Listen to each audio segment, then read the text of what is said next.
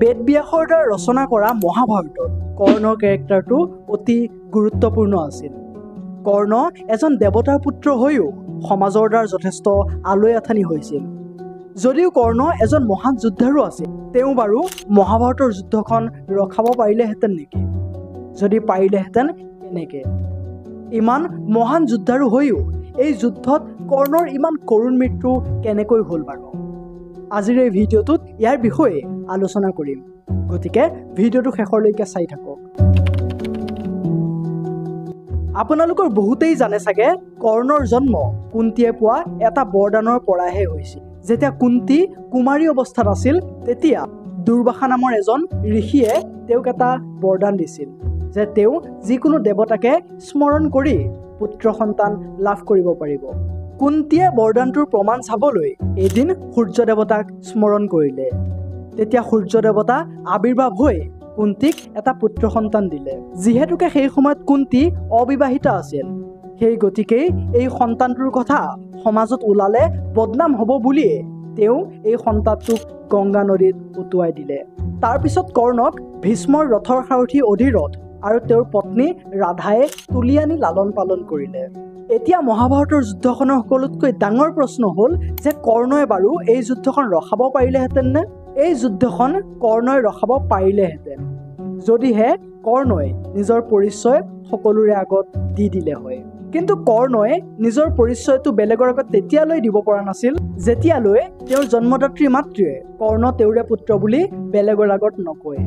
একদম সৰুৰ পৰাই কৰ্ণৰ যুদ্ধবিদ্যাৰ প্ৰতি আকৰ্ষণ আছিল, গতিকেই কৰ্ণই দ্ৰোণাচাৰ্যৰ পৰা এই শিক্ষা ল'ব গৈছিল। কিন্তু দ্ৰোণাচাৰ্যই কুৰু বংশৰ যুৱৰাজসকলকহে সেই সময়ত শিকাই আছিল, যাৰ কাৰণে তেওঁ কৰ্ণক শিক্ষাদান কৰিবলৈ অমান্তি হৈছিল। সেই গতিকে কৰ্ণই তেওঁৰ পৰা এই শিক্ষা ল'বলৈ নাপালে। গতিকেই তেওঁ শিক্ষা লাভৰ কাৰণে ব্ৰাহ্মণৰ ৰূপ লৈ পৰশুৰামৰ ওচৰ পালেগৈ। পৰশুৰামে মাত্ৰ ব্ৰাহ্মণকহে শিক্ষা দিয়ে। সেই গতিকেই কৰ্ণয়ো ব্ৰাহ্মণৰ ৰূপ লৈ তেওঁৰ ওচৰলৈ গৈছিল। কিন্তু এদিন কৰ্ণৰ এই মিছা পৰিচয়টো পৰশুৰামে গম পালে আৰু তেওঁক খাও দিলে যে যি সময়ত তেওঁ দিয়া শিক্ষাখিনিৰ সকলোতকৈ বেছি প্ৰয়োজন হ'ব, তেতিয়াই কৰ্ণই সেই সকলোবোৰ শিক্ষা পাহৰি যাব।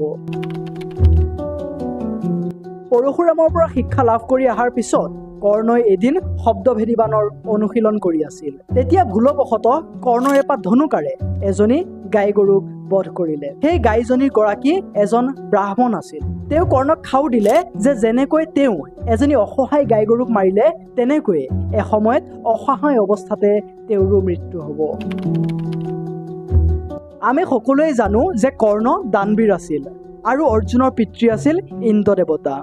সেই গতিকে যুদ্ধৰ মাজতেই এদিন ইন্দ্ৰই ব্ৰাহ্মণৰ বেশ লৈ কৰ্ণৰ ওচৰত আহি তেওঁৰ সুৰক্ষা কৱচ ভিক্ষা হিচাপে খুজিলে।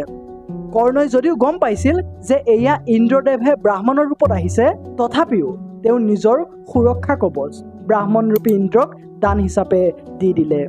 এই সুৰক্ষা কৱচ ইমান শক্তিশালী আছিল যে একো অস্ত্ৰ শস্ত্ৰই ইয়াক ভেদ কৰিব নোৱাৰিছিল। যদি এই সুৰক্ষা কৱচ শেষৰলৈকে কৰ্ণই পৰিধান কৰি থাকিলে হয়, তেতিয়াহ'লে হয়তো তেওঁৰ ইমান কৰুণ মৃত্যু নহ'লে হয়। কৰ্ণই আচলতে সেইবিলাক একো বস্তু উপভোগ কৰিব নাপালে যিবিলাকৰ অধিকাৰী বাস্তৱিক ৰূপত তেওঁ আছিল। নিশ্চিতভাৱে হিন্দু শাস্ত্ৰত থকা সকলোতকৈ বীৰ পৰাক্ৰমী যোদ্ধাৰুসকলৰ ভিতৰত কৰ্ণ অতি আগস্থানত আছে। That's it for today। এই ভিডিঅ'টো যদি ভাল পালে তেন্তে ভিডিঅ'টোত এটা লাইক কৰি চেনেলটো ছাবস্ক্ৰাইব কৰি লওক। আৰু যদি এনেকুৱা টপিকৰ ওপৰত ভিডিঅ' চাব বিচাৰে তেন্তে কমেণ্ট কৰক। এই ভিডিঅ'টো শেষৰলৈকে চোৱাৰ বাবে আপোনাক বহুত বহুত ধন্যবাদ। লগ পাম এটা নতুন ভিডিঅ'ৰ সৈতে। জয় আই অসম।